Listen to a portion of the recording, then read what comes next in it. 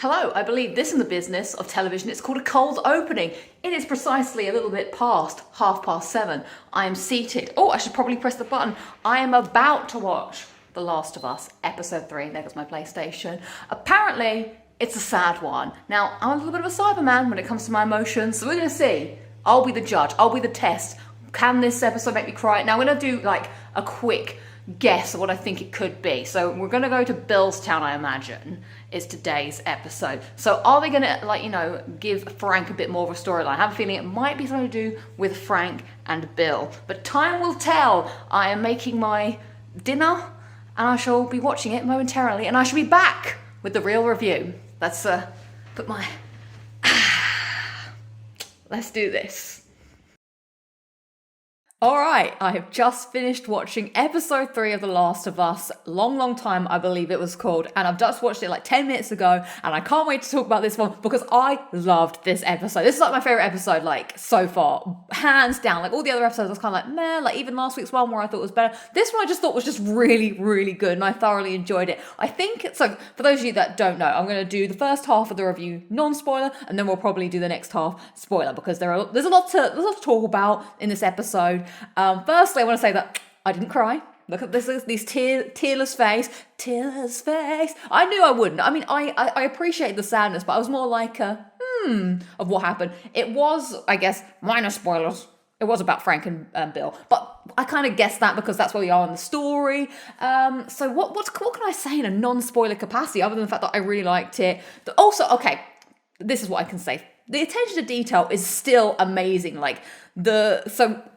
The episode takes place in Billstown primarily, and that's where Joel and Ellie are on their way to in that part of the game and in this. Oh yeah, it's all coming back to because it was a longer episode. It's so we're on now the journey that Joel and Ellie are taking to go and find the car battery type thing, and like all of the places that they visit just look straight out of the game. Like even the area bit just looked like the promotional picture of Joel and Ellie that was like from ages ago. I don't think it ever actually existed in the game, but it just looked like the open space place. Billstown looked exactly like Billstown. Even the mandatory quarantine sign is pulled straight from the game. Like, I just really like the way they told Bill and Frank's story and how they weaved in Joel and Ellie to it as well, and just everything that sort of happened. Oh my god, there was even notes and stuff. There's so many good like callbacks. The music was so good again, like music again pulled straight from the game. All that stuff is just on point, and I think that's what I like about this the best. Is like it feels part of the world of The Last of Us. You're still seeing all those touch points that you know and love, but there are big remixes, as I called last time, and deviations. But actually, those are my favorite parts about the show. I actually like the show more when it's not doing what the game did, which I feel like I can't believe I'm saying that, but it literally is the best part because then me as a viewer, I'm really enjoying watching it because I don't know what's going to happen, or it's filling in extra lore or extra detail that was missing from the game. And this one had a lot of like differences from the original source material, but I liked that. It like filled in a lot of gaps, and then you can imagine what things could have or would have been like. It made sense the way that they did change things to,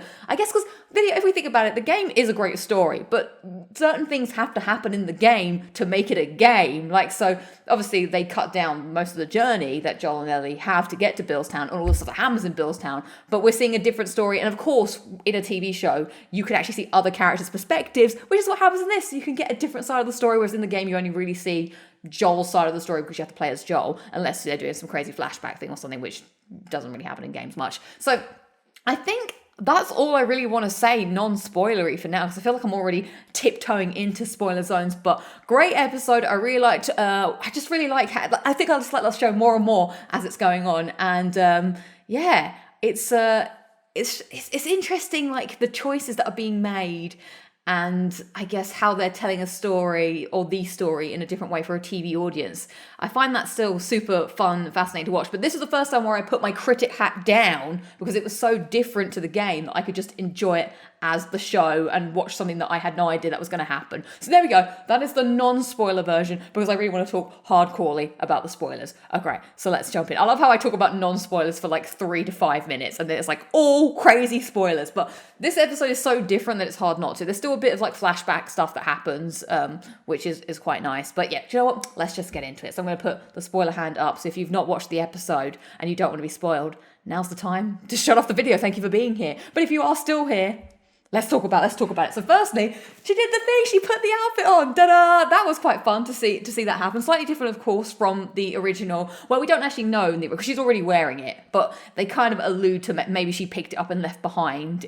Because I think when you're in the store with Riley, you can see like the t-shirts on the rack. But here she finds it in Bill's house. Also, I have just realised that since the haircut disaster, I love how this is a review, but I'm also just making it about myself. I actually have the right length hair for Ellie hair now. Actually, I could probably do it. Let me just figure this out real quick. Look.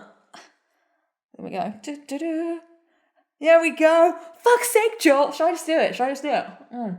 Let's do the review in cosplay. I should not have bit my top. I should not have bit it. Let's just do it. Also, my hair's gone super wavy today as well. So it's like Ellie from the TV series who has more wavy hair. And also my hair was a state anyway, so maybe this is the best thing for it. Ta-da! Oh my god. Yeah, maybe the hairdresser knew this is what I needed. I needed to have this hair. Right, we're actually going to talk about the show now. So, firstly, we start off and it's Joel and Ellie sort of, still recuperating from what happened in the woods. I'm just going to review the episode by just talking through it.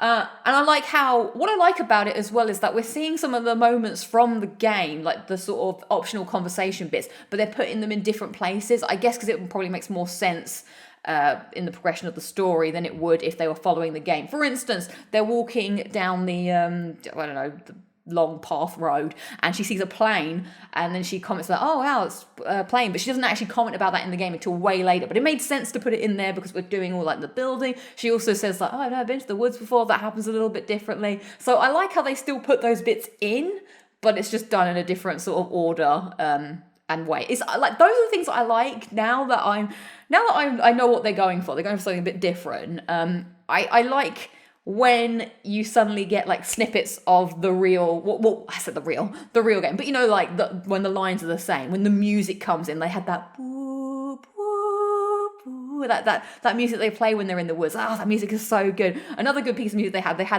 happy sad giraffe music, which I can't remember. That bwam, bwam, bwam, bwam, bwam, but the music they use it somewhere different. We'll get to that. So anyway, Joel and Ellie are making their way to Bill's town, and then they have a flashback, which is to how Bill's town became Bill's town. I thought this was great. I wasn't expecting it to be the entire episode, to be the flashback of Bill's life, but I thoroughly enjoyed it. I was not expecting it, but it was nice. Like, people always loved the story of Bill and Frank, even though it's not really told like the same way in the show. It's kind of like inferred that Bill and Frank had something going on, but then he finds him and he's been killed or bitten because Frank couldn't take it and ran away. So, but in here we're seeing like Bill was like ready, he was prepared for this to happen, and then he just takes over the whole town. Like, imagine how liberating that must be. Like, everyone just leaves and then you're like, right, it's up to me now. I can do whatever I want. So I love the music that's happening and the montage of him like getting everything and fortifying the place. And then one day Frank comes along. He's having a great life, by the way, Bill. Like, the props to him. And then they sort of like, meet and whatever. I will say that Frank was very forward for a guy that's just walked into someone else's house who is clearly fortified, clearly like guns at the ready. But he's like, yeah, let's go and do this thing. And so then they do, and they live happily ever after for the rest of their lives, pretty much. And that's the episode, really. So yeah, then the story is basically Bill and Frank's life and how they, survived in this world. It was just so nice it was so refreshing to hear, like, to watch something different as someone who, rather than go through the same things. Oh, and I will say there was the bit as well when they went in the store and she said about the music and, did she talk about music? No, she talked about the video game, like being like, oh yeah, but it's Mortal Kombat rather than Turning Point. And then she's not talking about Angel Knife, she's talking about an actual Mortal Kombat character. So yeah, those little flashbacks were cool. But anyway, back to the actual flashback. So yeah, I just really liked seeing the story of Bill and Frank, being portrayed on screen. Fantastic acting by both. Again, both characters nailed it. I mean, we didn't really know Frank, but Bill was like, very good. I think that's really all there is to say, is just how, like, it just shows them, living their lives, having good days and bad days, and when, people are coming, how they know Joel and Tess,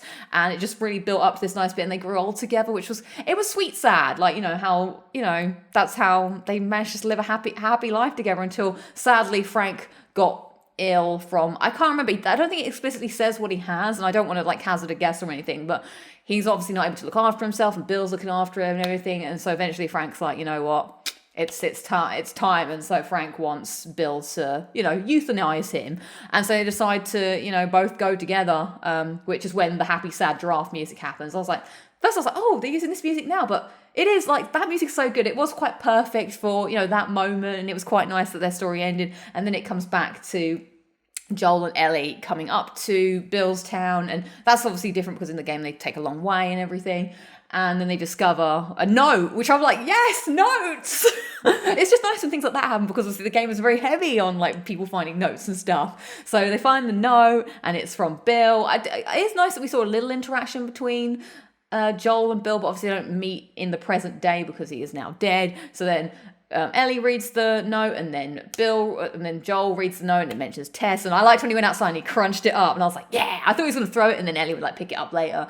And then they got all the Bill stuff, and they were able to get the fuck out of my town. I like the way he says that in the game. I mean, I do really like the relationship that Bill and Joel have in the game. It is quite funny, but you can see that Bill's just a little unhinged or whatever, and Joel's just like, be chill, Ellie. So it would have been nice to maybe see some of that, like, those, get the fuck off me! But I like the way they told the story. I like how they did, and that's how now Joel has an armada at his fingertips. He's got his car, he's got all the guns, he's got loads of like supplies. Also, I quite liked what they were supplying up. They were also rummaging for supplies, which I enjoyed, and that was a cool episode that I wasn't expecting. I think that's why I liked it the most, because it was something completely different. Now, apart from that story, I do want to talk about Ellie, which I maybe should have mentioned in the non-spoiler bit, but Ellie is very different in this, in my opinion. I don't know if I don't really speak to many other people about my thoughts and feelings on this. I mean, there's a couple of there's a handpicked, but I feel like once it's happened, like, no one seems to talk about things the same way they used to. I remember I used to be all over talking to other people about TV shows, so this is my only outlet, really. Like, I'll have like small conversations with people. I was like, oh yeah, I thought it was good, I like this bit, yeah. And then that's the end. Anyway, I digress. Ellie, I think that she seems different in this. She's got slightly different character. Now, I remember, I haven't said anything up until this moment because I wanted to hold judgment, but I had been thinking this slowly over the course of the first 2 episodes, but I didn't want to, jump on it too soon. But I feel like it's the way she's being written more than the performance that's different. Like, she's got she's got like more of a, she seems more bratty than sassy, I would say. Which isn't great in terms of you don't want to be described as bratty, but also she seems a little bit more sadistic or unhinged in a certain way, which I think is an interesting wrinkle. Like, in the game, she is she's it says it how it is, but she's still like lighthearted and jovial and fun, but she's a bit more just like a spoiled brat teenager sometimes. Her quips don't quite land, but I think it's because her quips aren't funny. They're just, well, sometimes they are, but they just seem a bit cruel. I don't know. It's weird, but I don't really have as much of a problem with that. Not that I have a problem with any of it. It's just a different take on the character, I guess. She just seems less likable in certain, apart from the end of this episode. I really liked her when her and Joel started to bond in the car and whatnot. But I want to go back to the sort of sadistic unhingedness. So there's a part where she goes down, she obviously is like, F you, Joel, I'm doing my own thing, and she goes and investigates the downstairs of a basement of a shop, and there's like an infected that's not going to be able to hurt her because it's like trapped under all this rubble, and she's like got this like morbid curiosity about it, and she goes up to it and she gets her switchblade out and she like cuts it just to see, I don't know, what would happen, and it's pretty gross. Like, there's not much in there. And then she just stabs it and kills it, which, I don't know, I was like, oof, that's a lot. But I suppose it makes sense, because in the game, she's just like, I guess you need that, maybe for the TV audience, you need something like that to show that she's not a little girl, that she is capable of killing people, because that doesn't really happen in the game when I'm thinking about it. Like, she basically just goes along and she just can take care of herself suddenly. When does that shift happen? Because she's pretty much running behind you all the way. Even in Bill's town, she's not doing anything. I think it's about, maybe Pittsburgh, when she starts throwing bricks and Joel, look out. Maybe after that, it's just the way, even in other episodes where Joel was beating up somebody, she's looking oh wow, I don't know. It's very interesting, and I wonder how this is going to play into I guess they're just trying to build up that this girl could take care of herself. She's not afraid to, because even in the game, you like, oh yeah, here's a gun, and then she's like, cool, can I have a gun? Like, she keeps talking about how asking for a gun, whereas she only asks a couple of times in the game before Joel actually gives it to her. Hobie says it's for emergencies only when he gives it to her. Oh no, but of course that's the difference. Of course that may not happen. I mean, it may happen. So the other thing as well that Ellie is different is in this, she takes the gun for herself rather than Joel giving it to her. So at the end of the episode, she picks up a gun and she puts it in her bag. And I'm wondering what's going to happen there. Will it still be the same? Maybe. Okay, maybe this is what happened, because obviously in the Pittsburgh area, Joel gets into trouble. Ellie picks up someone else's gun and shoots that guy. I just blew that fucking guy's head off, whatever she says. And he's like, I could have been killed by a goddamn kid or whatever. So maybe this time, instead of picking up the gun, they want it so that Ellie gets her own gun out and shoots that person. And then Joel's like, what the? You got a gun? So then because he is mad at her in that moment, even though she saves him. So maybe that's the way they want to play it, that her being like, I need a gun and taking one for herself is going to play into the next episode or so. I guess the next episode will be Pittsburgh. So yeah, I really like that. As I said in the non-spoiler bit, I find the show more interesting when it deviates, and I kind of want it to deviate more. I want A and B to still, maybe A and Z. I want point A and point Z to still be the same. But now I'm more inclined for the way they get there to be different, because for me, I find that more interesting because it's new things to watch and new things to understand, new things to learn, rather than me sitting here with my notepad and pen being like, well, this didn't happen again. Well, this is slightly different. Like, if it's such a large deviation, then I can't really, do anything about that. I'm just like, okay, well, then I can just enjoy it. And then, again, it's nicer to have the Easter eggs of like, oh, this is the line. Like, I loved the end as well of this episode when he goes through the terms and conditions, which happens straight after Tessa's dead in the game. He's like, rule number one, we keep our histories to ourselves, and rule number two, I love that, rule number two, don't tell anyone about your condition. I love the way he says that. I always think of Matt Hardy, your condition.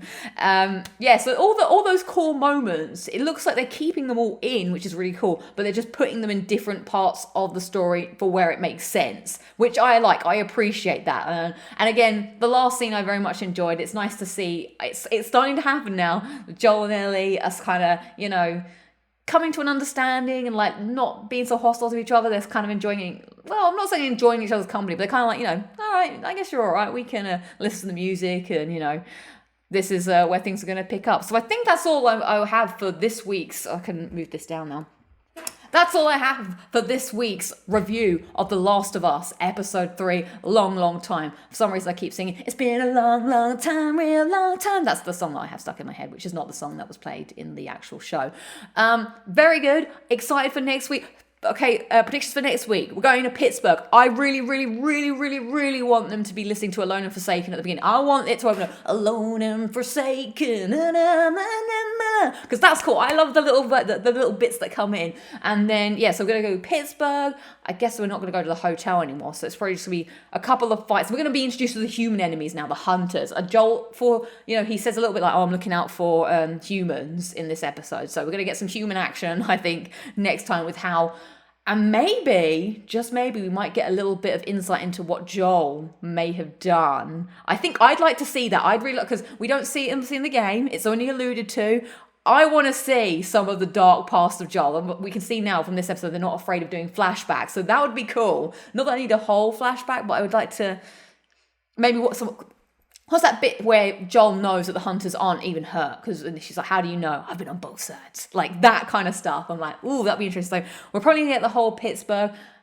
I wonder if we're going to meet Sam and Henry in this one. There's a lot to get. That Pittsburgh section all the way to the end of summer is really long. But I suppose they could. I guess it's only really long because we need to traverse all that way. So I guess maybe it'd be truncated into Pittsburgh, the truck, meeting Sam and Henry. Oh, but then there's the beach and stuff. There's the beach and the sewers, which I don't think... They can't not do the sewers. The sewers is really cool. So maybe that's going to be 2 episodes.